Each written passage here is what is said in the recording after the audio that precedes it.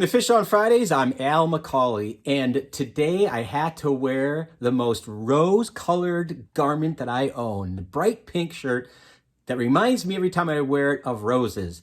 And why did I have to do that? Because today I'm going to talk to you about a saint the Catholic Church remembers every August 23rd, Saint Rose of Lima. That would be Lima, Peru, by the way.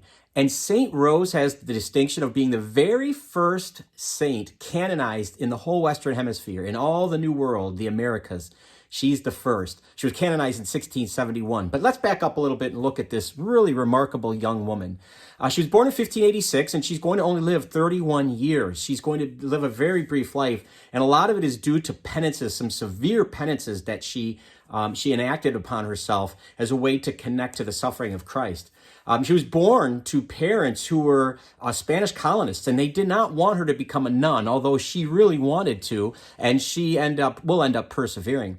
She was born Isabel, in fact. Her name was not Rose. That was the name she took when she was confirmed, and that's the name she kept the rest of her life, even when she was admitted into the Dominican order as a tertiary. Now, a tertiary is like a third aspect or order of the order, if you will, and she wanted to be like Catherine of Siena. Now, I've done a Fish on Fridays episode about St. Catherine of Siena. She also was a Dominican tertiary. She lived a few centuries before Rose of Lima, but you can always check that out in the archives of Fish on Fridays because she's a wonderful saint too, a powerhouse. But Rose really wanted to live that life like Catherine. She wanted to be involved out in the world and yet somebody who was of deep prayer. And that's what she did. She lived at home. She took a vow of virginity, so she was like a nun in all ways, shapes, and forms, except she was in the world.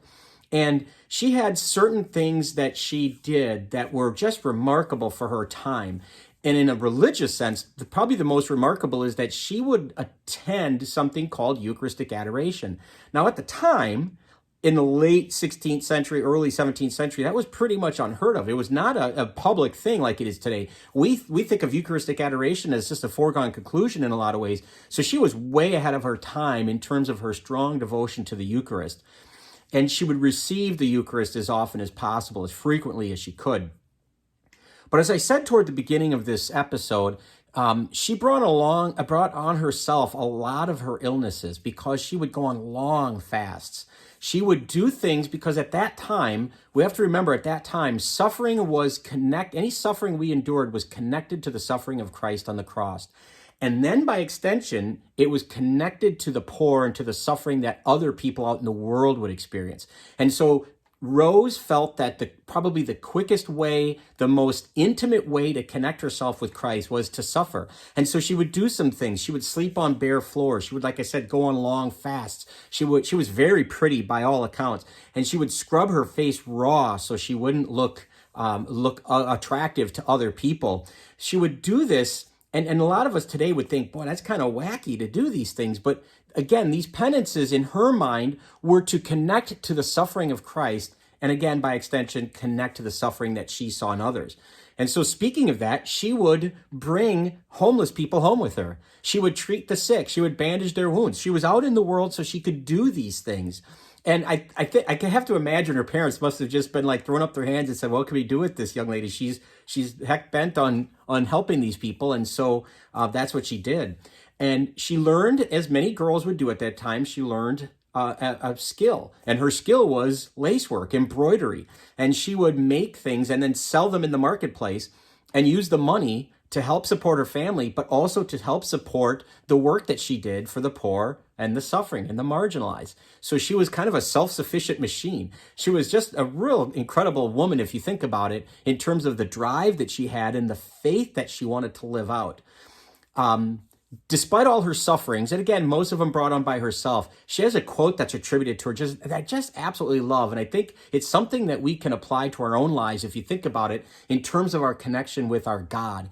When we go through difficult times, this is what she said: the gift of grace increases as the struggle increases. So the more we struggle, the more we suffer, the more hardships that we have, the more grace that is supplied to us from God to help us through it, to persevere, to have that courage, to hang on, if you will, to have that faith to keep going. She's going to die, as I said, early part of the 17th century, and she's going to, in short order, be canonized 1671, less than a century after her death. And, you know, if you fast forward to our own time, her likeness is on Peruvian money. And if I'm not mistaken, it's the highest denomination of Peruvian money. So she's kind of like a celebrity, a nationwide celebrity in Peru. She's like a rock star, if you will.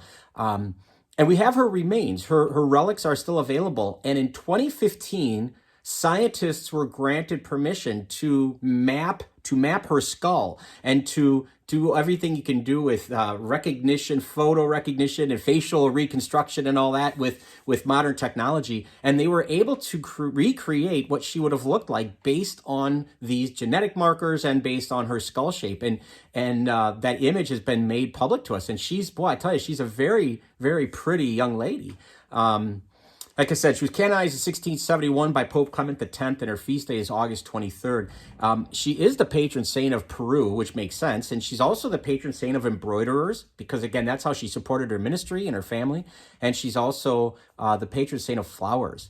Her name Rose is very interesting because she would make out of metal a crown of thorns and put it on her head. But to hide the fact that she was suffering and she brought this on, she would make a garland of roses and wear them around her head as well. So people wouldn't be on to the fact that she was doing this. But anytime you think of St. Rose of Lima, you'd be hard-pressed not to think of florists and flowers and roses. So my goddaughter's middle name is Rose. So this is her patron saint. So if you know or love somebody named Rose, if you know or love somebody who is an embroiderer or a florist, perhaps you, or from Peru, perhaps you want to share this video with them, this content. But we appreciate you tuning in. I would love it if you would subscribe to our YouTube channel, follow us on Facebook. But either way, thank you so much for tuning in every Friday to Fish on Fridays. Until next time, please be good to each other and God bless.